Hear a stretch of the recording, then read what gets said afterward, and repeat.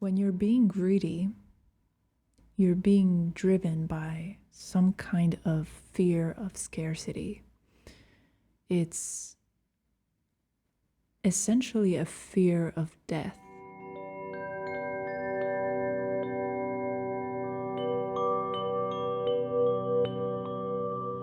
So, hello, welcome everyone. We are going to switch to a different format. I am going to stop doing the weekly readings and we're gonna do timeless readings from now on, centered around a theme or a topic which is based on these cards. There are Hungarian words on these cards.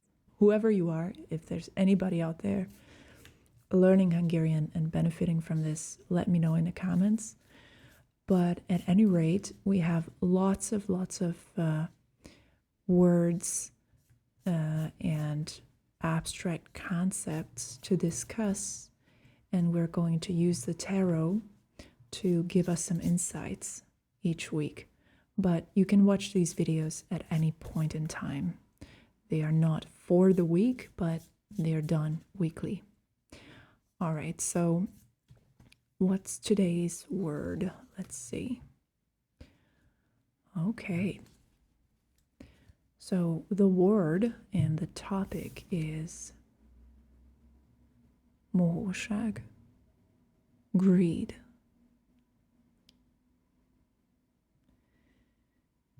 So that's a strong start.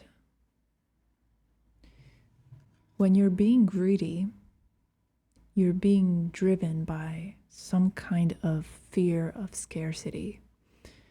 It's essentially a fear of death that motivates and animates this type of human behavior from beneath the surface. So you're not greedy, I think, for greediness' sake or to secure some kind of surplus benefit or gain. I deeply believe that greed at its core is coming from the mentality or the core belief that you are poor. So when you see these people with nonsensical, absolutely otherworldly amounts of money prancing around on their yachts, showing off their wealth, I think we all should feel a sense of pity deep down, because the deep understanding of the situation is that there's a profound sadness, a feeling of a fear that underlies this grandiose display of wealth that on the surface, if we're only looking at appearances, it might seem as though they are communicating to us that they are doing much better than the average person and therefore they are special or what have you, which could be a part of the equation. But I think these mascots of greed, these super rich people who are just so out of touch with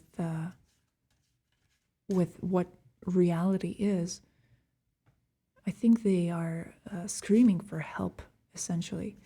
So this is my opinion, of course. I have a really hard time understanding where this drive to self-preserve comes from, even though it makes sense, especially if somebody's born into a situation of deprivation on whatever front, whether it be spiritual, material, or emotional. They are going to be driven by this compensatory desire to hoard goods or material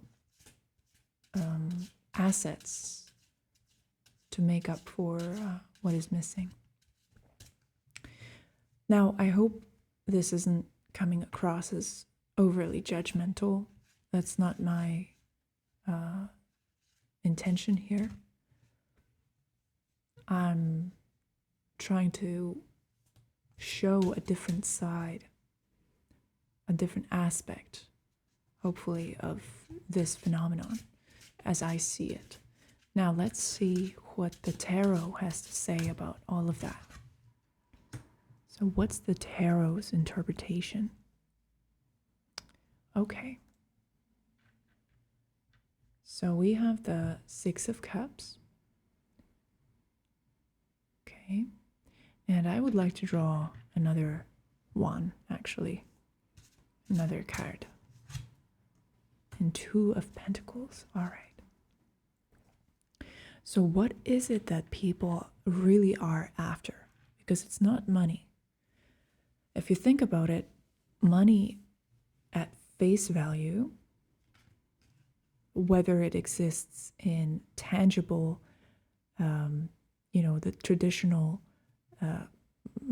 cash format, or whether it's digital currency or just a number in your bank account, whatever it is, in and of itself, without the context of it being a measuring unit of success or a token of safety for you, or whatever it is that you're projecting onto it, at face value, it's really nothing. So the central question is, what is it that people are after? Greedy people.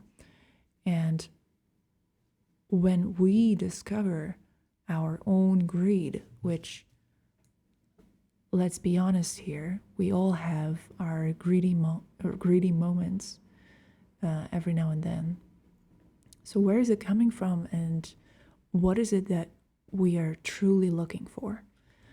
So with the Six of Cups, the central focus that the cards are showing us here is the beginning of emotional development, the stage of childhood where we exist in a boundless world without money.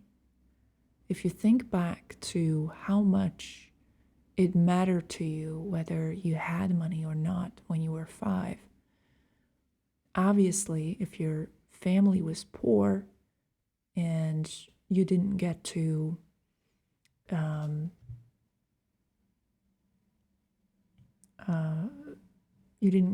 experience the same things as other people, or if your needs weren't met because you were living in such extreme circumstances, then you had an inkling of something's wrong, but very likely you did not make the inference that the crux of the problem is money. So childhood, for most of us, is a moneyless, financially unaware time. And even the concept of having things, that's when that idea of this is mine, that is yours, and I'm guarding what is mine, and you can use it if you want, or I'm giving it to you. These kinds of concepts are coming in at that time. So it's all still very novel. And yes, greed can come up in childhood, but I think most typically children experience this sense of being untethered from the material world, and they primarily exist in the world of spirit, in the world of dreams and fairy tales and imagination. So that's your true home. This is where we're coming from. And then we enter the picture of this bloody battle, or so we're told, and we get to know what greed means. Now, the Two of Pentacles is suggesting to me that the idea of being able to hold on to anything is a futile and foolish one. There's a constant flux of information surrounding you, a flow, a give and take, an up and down movement, a spiraling of reality that permeates your entire existence. Why would the material, tangible world be any different than everything else? So money comes and goes. Money comes and goes. And there's absolutely no way that you could take any material possessions that you have gathered in your lifetime with you to the other side. We all know that, and yet we act sometimes as if the goods and the pieces of property or the assets that we collect, we act as if they are forever, and we focus too much attention on them. So here's the tarot's message. Greed is to a certain degree natural. It's fear-driven. So when you notice it happening in yourself or in others, the most important thing to focus on is someone is scared. Someone's scared of dying. Someone's scared of losing themselves, and therefore they are grasping at straws, trying to hold on to an illusion of safety. And so that's the number one message. And then we have the message of childhood being your true home, your imagination, your inner world, being your true background, your true core experience with life, and hopefully a return to that kind of perspective one day, being able to see the world as pure and as innocent as when you were a child. And then the third thing that comes through here with the Two of Pentacles is the futility of wanting to hold on to constancy in life. There's an infinite cycle that you're a part of ups and downs and ins and outs and successes and failures. And it's a waste of time to want to be greedy and to want to hoard these tokens of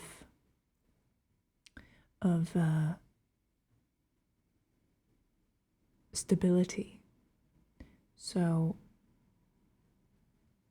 the message here today is very go with the flow. Let go of your own greed. Have compassion for other people's greed. And remember where you come from. Remember who you truly are.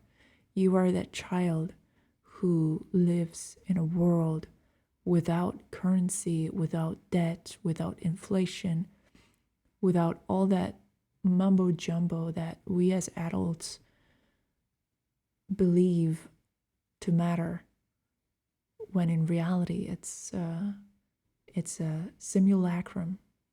It's an illusory reality that serves to cover the truth. So I hope that you enjoyed this reading. Let me know what you thought, and I hope to see you next week. Bye bye.